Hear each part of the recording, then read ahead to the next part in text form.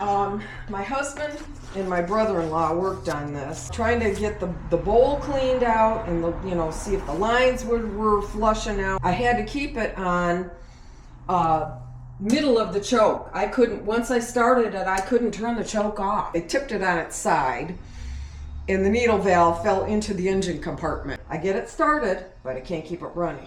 Spark plug out, starting fluid, put it back in, and it'll start, but just conks right out.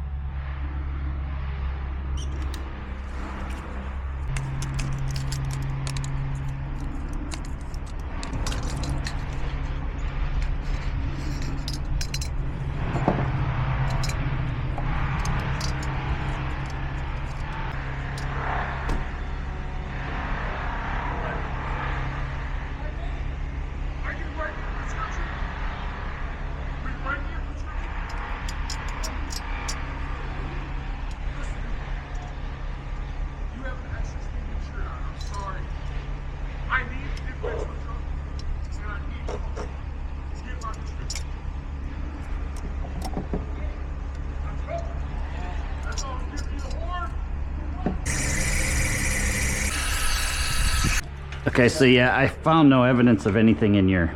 You didn't? Okay. I see what part you lost. You lost the little spring for the float. Yeah, it's called a needle valve, is that right? The needle, yeah, but the needle's there. It's just the spring for the needle. Oh. So I had another one, so I put it on and cleaned the carb. Well, good. I'm glad that, didn't wreck the engine.